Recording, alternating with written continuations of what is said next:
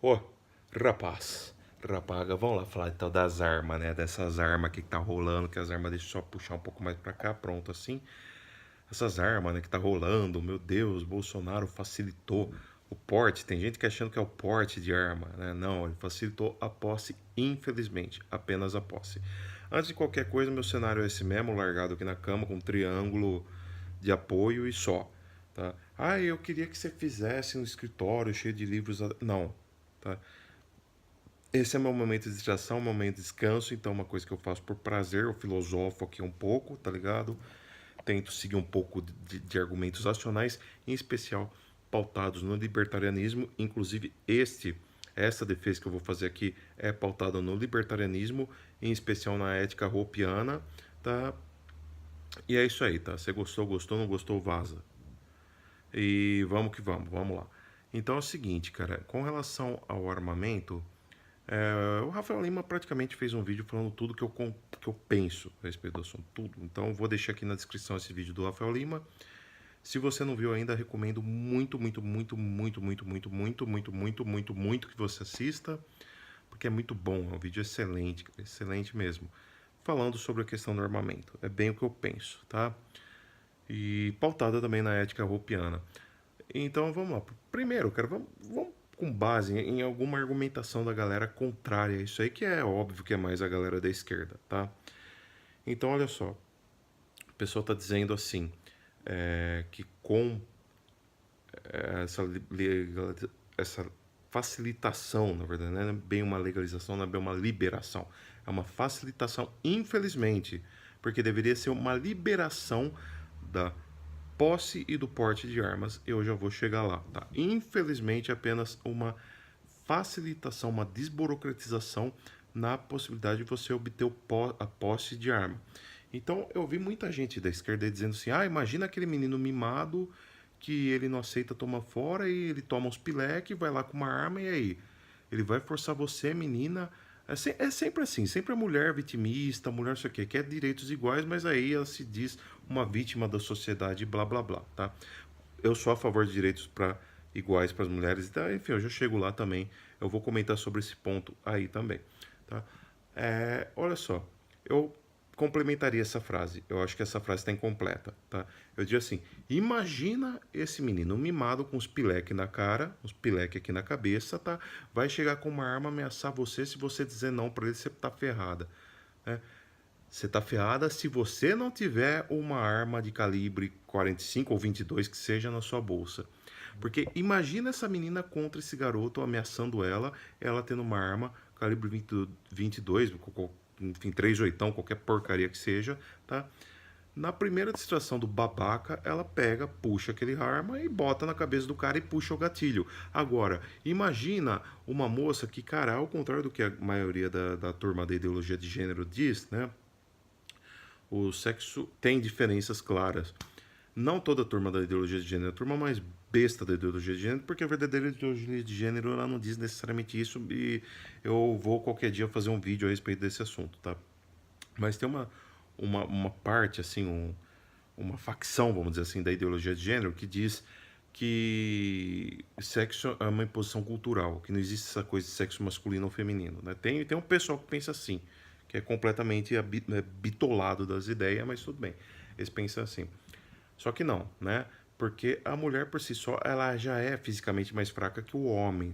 A não ser, claro, tem casos, né? Mas eu digo assim, num contexto geral, a mulher é mais fraca que o homem. Tem casos que o homem é um cachaceiro, só bebe, pinga, só come torresmo, não faz exercício nenhum, e que a menina faz musculação, artes marciais e tal, ela dá um couro no cara que tenta se aproveitar dela. Então, nesse caso, com certeza, a mulher é mais forte que o homem, ela tem uma condição de defesa. Porém, você imagina a mulher que não tem o direito ao porte, e veja bem, isso daí é porte, não é posse. A mulher não tem direito ao porte de arma, como ela vai se defender do cara que vai estuprar ela?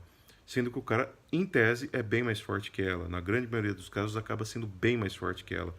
Tem condições não, brother. Tem condições não.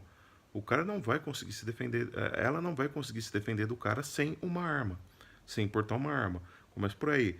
Pega um cara, geralmente, o exemplo que elas estão dando, o filho mimar, o filho, o garoto mimado. O garoto mimado geralmente é o cara que faz academia. Claro que aqui eu estou recorrendo aos estereótipos, tal como elas recorrem aos estereótipos.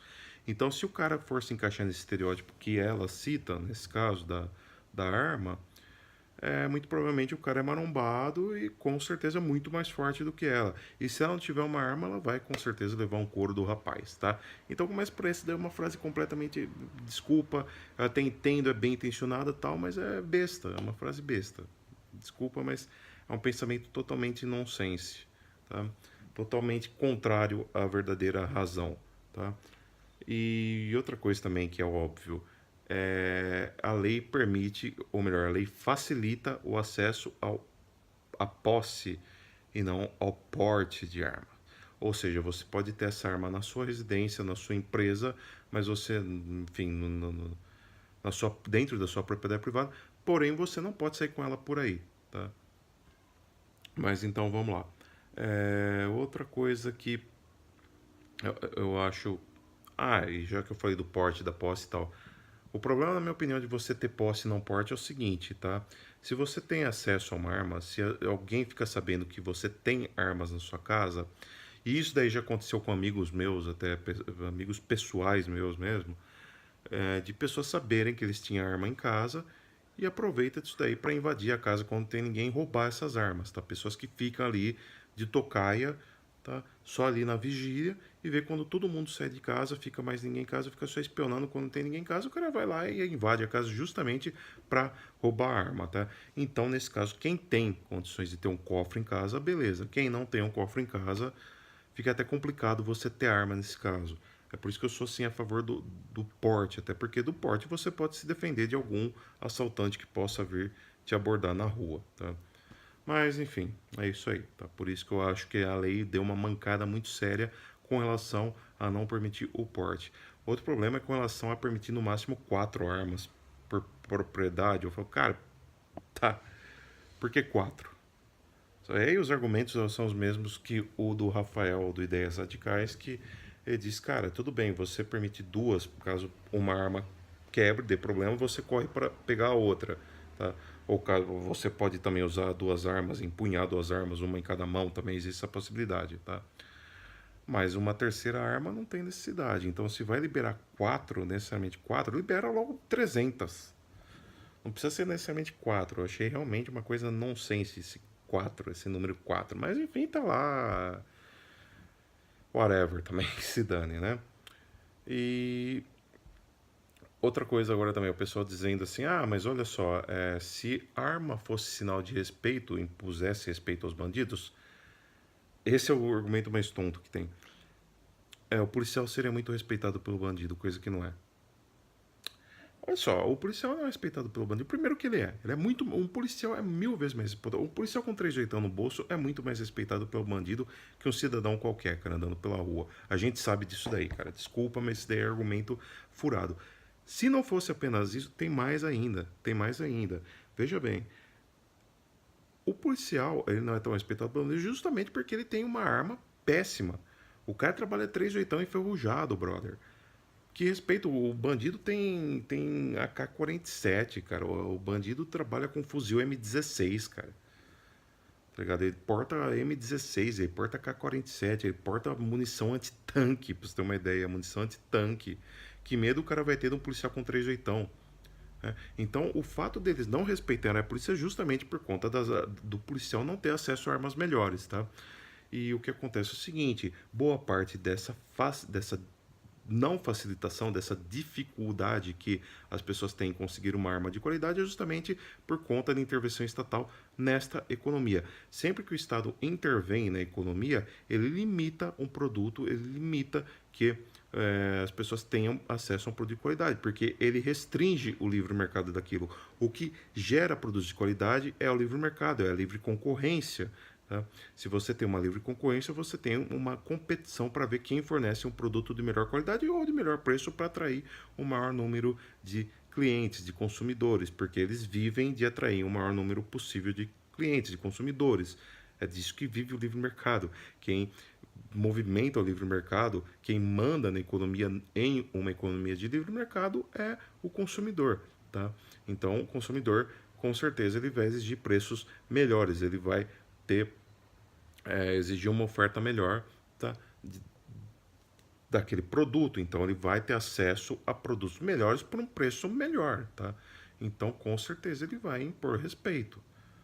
O bandido ele vai pensar 1000 vezes antes de ameaçar um cara, sendo que ele pode ter, sei lá, uma Uzi na mão, tá ligado? Ele pode ter uma submetralhadora no bolso escondido, tá? O cara vai querer abordar o outro dentro do carro dele, ele pode ter uma Uzi no porta-luva. Então, tipo assim, com todo respeito, cara, é uma série de argumentos assim que não funciona, tá? Simplesmente não funciona. E aí a gente vai para os argumentos mais clichês possíveis, que é o seguinte, do tipo, ah, mas todo mundo vai sair por aí se matando. Bom, primeiramente, as pessoas têm acesso livre, e no Brasil é permitido isso daí, tá? A armas brancas, tá? Todo mundo tem acesso livre, inclusive ao porte de arma branca. Se você quiser sair com uma katana na rua, contanto que você não empunha, não saia com ela empunhada, ameaçando a integridade física das pessoas, você pode sair com uma katana na rua. E não é por isso que todo mundo sai por aí brincando de Kill Bill, né? Então, sinceramente, daí, mas é que uma arma branca é uma arma branca e uma arma de fogo é uma arma de fogo, é outro tipo de arma, um tipo de arma que a morte é mais rápida, você não precisa saber utilizar direito. Bom, primeiro que você dizer que você não precisa saber utilizar direito um revólver é uma idiotice completa, mas tudo bem. Veja bem, você ter uma arma de fogo, cara, assim, só você ter a autorização até essa arma de fogo, beleza, existe uma chance muito grande de você poder sair por aí cometendo chacina, de fato. Tá? Tem essa possibilidade aí, tá? De você poder cometer chacina, porque só você tem acesso a essa arma de fogo. Mas no caso, todo mundo vai ter acesso. Então, é meio difícil você achar que vai todo mundo sair se matando, porque a pessoa que sai com uma arma na mão, ela sabe que a partir do momento que ela oferece risco à sociedade, outras pessoas vão ter essas armas, cara. Eu costumo fazer uma comparação aqui com o filme, tudo bem que é cinema e blá blá blá, mas tem o Predador 2, né? O filme Predador 2, que é velho pra burro. Velho assim, eu gosto muito de ver filme de 1800 e nada, filme dos irmãos Lumière, né? De repente você pega um filme, pra mim não é velho, mas pra você talvez seja. Filme de 1997, Predador 2, é de 97, eu não lembro agora, mas enfim, Predador 2, lá com Danny Glover e tal. Em determinado momento, eles estão em Nova York, ali passeando pelo metrô, tá? E um bandido ameaça o cobrador, tá? Aí o cobrador empunha uma arma e mostra pro bandido. Aí o bandido mostra outra arma maior. Fala, essa daqui é maior. Mostra outra arma maior, dizendo que o cobrador tá correndo sério risco de vida.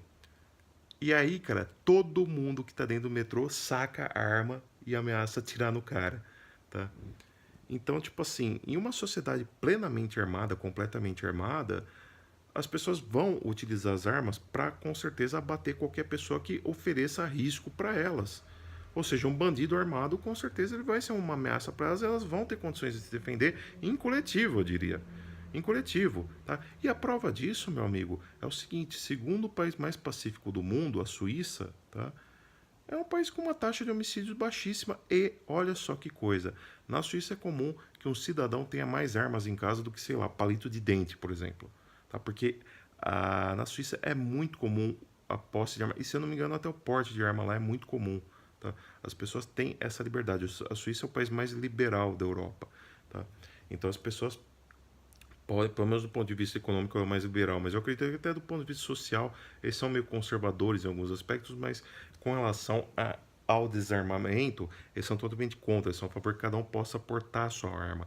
E é muito comum as pessoas terem armas na Suíça. E você vê que a taxa de homicídios na Suíça é baixíssima, tanto é que é o segundo país o segundo país mais pacífico do mundo. Tá? Aí o pessoal vai dizer, não, mas é porque a Suíça tem uma igualdade social, blá blá. Brother, eu já disse para você, a Suíça é o quarto país com maior liberdade econômica do mundo, ou seja, um país ultracapitalista, é um país com pouca intervenção estatal, é um dos países que mais próximos estão do anarcocapitalismo, né?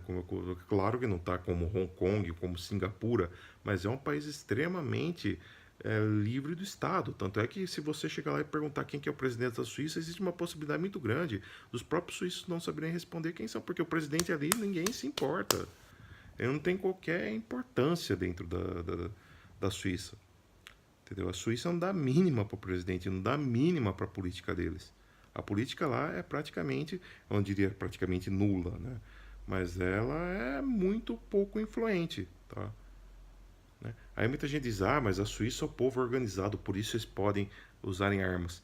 Será que se você pegar esse raciocínio e pensar ao contrário, será que o povo não é organizado porque eles precisam ser organizados justamente porque não tem um Estado ali que assume uma figura paterna que precisa fazer tudo para eles? Será que não é justamente por isso que os suíços são extremamente organizados? Né? É algo de se imaginar. Eles são organizados porque eles precisaram se organizar. Porque eles não têm uma figura paterna em forma de Estado, né, que finge ser uma figura paterna, que te faz carinho com a mão direita e com a mão esquerda enfia a, a mão no teu bolso e rouba a tua carteira, tá? Será que não é justamente por isso que a Suíça é um país civilizado, é um país organizado? Porque eles precisam ser civilizados, eles precisam ser organizados, senão eles não conseguem chegar a consenso algum? Será que não é essa liberdade que eles têm ali que faz com que eles se organizem? Né? E muita gente diz, ah, mas no Brasil todo mundo vai se matar e não sei o que. Nos Estados Unidos não aconteceu isso. Nos Estados Unidos a taxa de homicídio diminuiu, tá, justamente depois que a facilitação ao acesso de armas de fogo entrou em vigor. Tá? O número de homicídios acabou reduzindo. Ah, mas nos Estados Unidos eles têm uma outra cabeça. Brother, na boa. Um país que criou Jackass, por exemplo. Cara, os Estados Unidos não basta os caras terem criado Jackass, né? Um país que rola Jackass, por exemplo. Tem um bando de retardado que se matou tentando imitar o que os caras do Jackass fazem. Coisa que, sei lá, cara, no Brasil é claro que tem babaca, mas não tanto assim.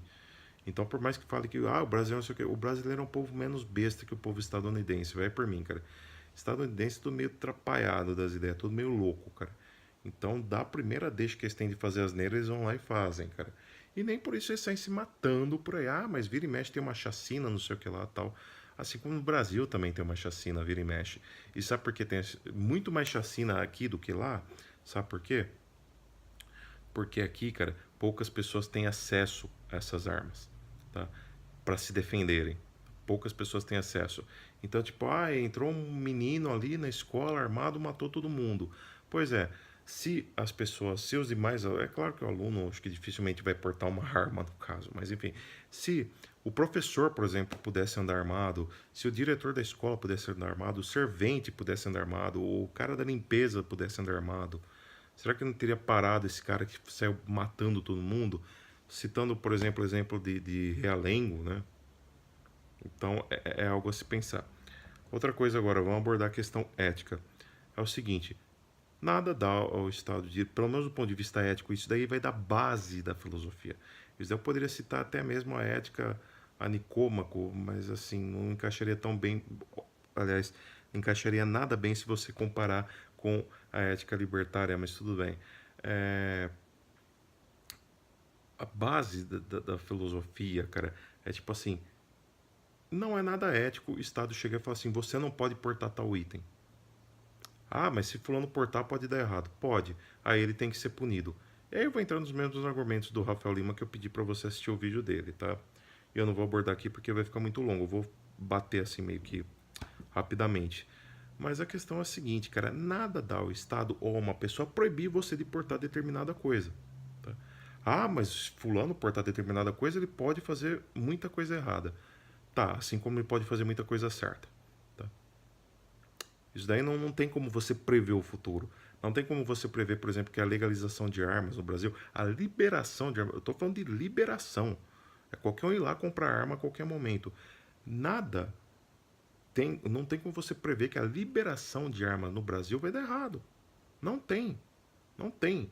Isso é um processo que depende sim da base empírica. Não tem nem como você provar por lógica, nem como você provar, sei lá, cara, visões do futuro, tá? Você tem que realmente usar-se do empirismo para tal. É apenas colocando a experiência em prática que você vai chegar a algum consenso, cara. Nos Estados Unidos você diminuiu a criminalidade. No Brasil tem uma chance de repente de diminuir. Caso não diminuiu casualmente, então paciência. As pessoas que infringirem um PNA de outras pessoas, o PNA seria o princípio da não agressão, ou seja, seria você iniciar agressão contra não agressores, tá? O fato de você infringir o PNA das pessoas faz com que você mereça ser punido. Faz com que você mereça ser punido. Tá? Mas olha só, agora é tarde para você remediar. Não é você remediar.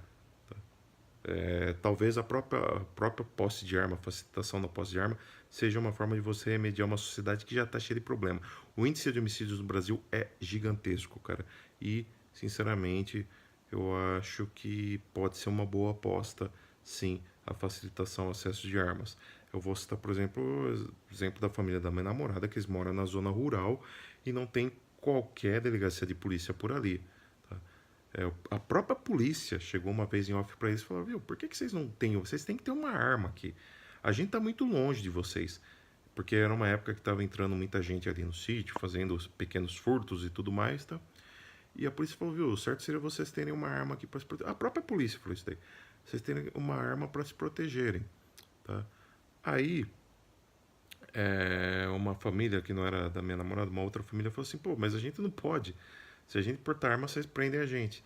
E agora, com essa facilitação ao acesso de armas, o próprio sogro tá afim de pensar e ir atrás de uma arma para poder defender a família dele, cara. Sabe? Você proibir o cidadão de portar uma arma é você obrigar a pessoa a terceirizar a segurança pessoal dela e da família dela. Então é um tanto quanto antiético, tá? Recomendo muito que você assista ao vídeo do Rafael Lima sobre esse assunto. É muito bom, ele faz um comparativo. E é isso. Por esse vídeo é isso. Curta, se inscreva no canal, comentar. Se não vai comentar, que eu vou bloquear comentários, porque esse tipo de vídeo gera comentários polêmicos. Eu não tô com saco nenhum para responder comentários polêmicos. E é isso. Falou, fui, adiós, tchau.